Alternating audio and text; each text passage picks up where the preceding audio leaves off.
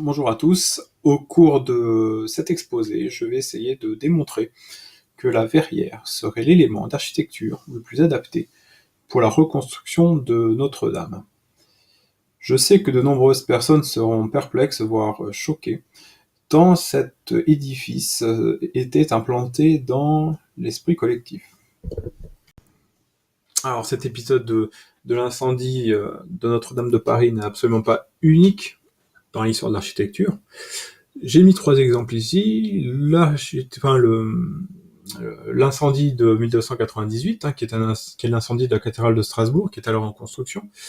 La charpente est détruite, comme ici, et Maître Erwin von Steinberg, qui est un architecte et maître d'œuvre reconnu dans toute l'Europe pour l'édification de nombreux autres monuments, renonce à voir la cathédrale finie de son vivant. Deuxième exemple, l'incendie du palais des Tuileries, qui aujourd'hui est le Louvre. En 1871, avec les épisodes de la Commune, le palais des Tuileries est détruit par un incendie, et donc on choisit de le démolir en 1883. Donc finalement, après des incendies ou d'autres désastres, on choisit parfois de ne pas reconstruire. Enfin, troisième exemple, l'incendie criminel de la Fenice, l'Opéra de Venise, qui est implanté fortement dans l'esprit collectif des passionnés d'opéra, donc incendiée en 96 et réouverte en 2003. Alors je vais exposer ici et dans ce qui va suivre, dans les diapositives qui vont suivre, 2 éléments qui permettent de justifier la construction d'une verrière, donc comme on voit ici, avec le Grand Palais. Rappelons que Notre-Dame de Paris est du style gothique, qui apparaît dans le paysage architectural européen vers les XIe et XIIe siècles. Et l'idée principale du gothique par rapport au style roman qui le précède est de faire rentrer la lumière. Parmi les exemples les plus importants du style gothique, donc là on le voit bien ici, la cathédrale Notre-Dame de Strasbourg, qui date de 1176, ou la basilique Saint-Denis à droite, où sont enterrés les rois de France, dont la première pierre daterait de 1015. Une caractéristique principale du gothique, c'est la croisée d'ogives, dont on voit ici un exemple parlant, on va dire, c'est-à-dire ici la voûte de la cathédrale Saint-Gatien de Tours. Qu'est-ce qu'elle permet, cette croisée d'ogives? Elle permet d'ajouter de la matière sur les voûtes. Contrairement au roman, où la matière se reposait uniquement sur 2 piliers, désormais, ça se repose sur 4 piliers.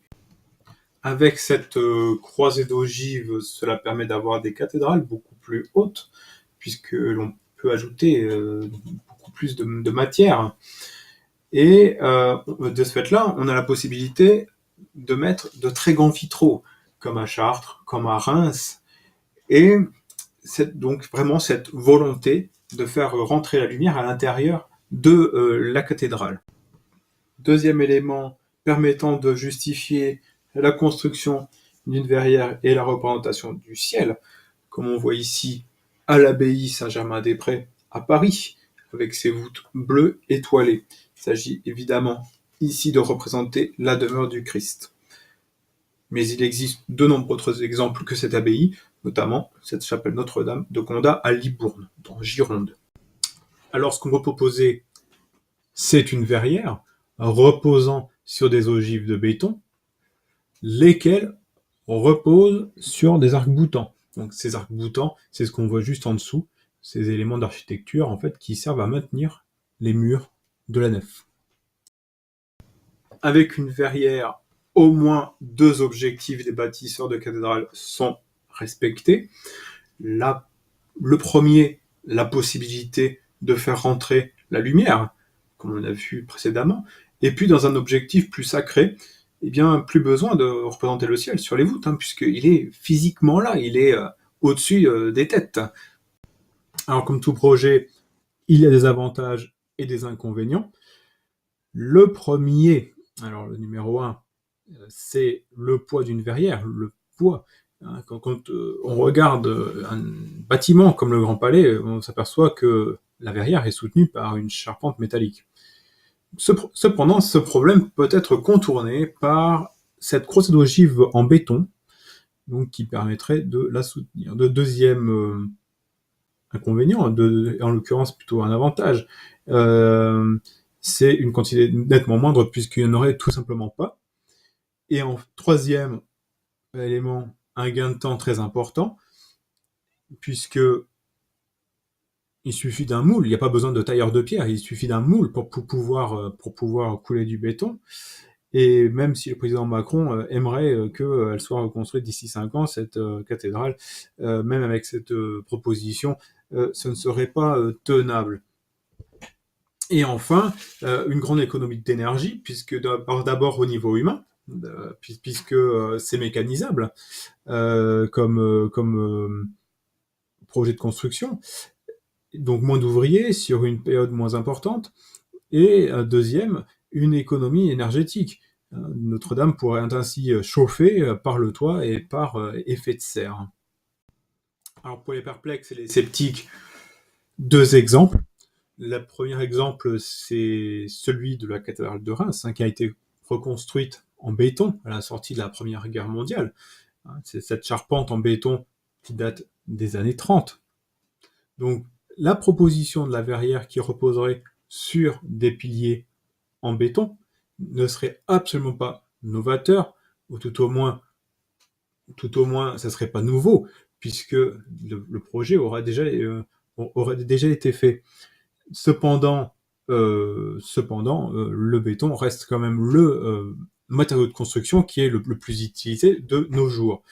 Et un deuxième exemple, c'est la cathédrale de Beauvais, sur lesquels on va trouver des cerclages en métal qui datent de l'origine de la construction de cette cathédrale. Et ces cerclages ont permis et permettent toujours de maintenir ces arcs-boutants en place et qui leur permettent de ne pas s'écarter. Pour finir, de nos jours, quand tout va trop vite, tout va trop loin, on a avec Internet, avec les trains à grande vitesse, avec les avions supersoniques, on observe une certaine dérégulation de l'espace et du temps. Donc, face à cette conjoncture, reconstruire Notre-Dame dans un style gothique et à l'identique, ça rassurait, parce que c'est un style qui est documenté. Il suffirait finalement que de reproduire. Oui, mais c'est pas ça qui est intéressant dans l'évolution de l'architecture. C'est bien une évolution, c'est pas une régression qu'il faut chercher.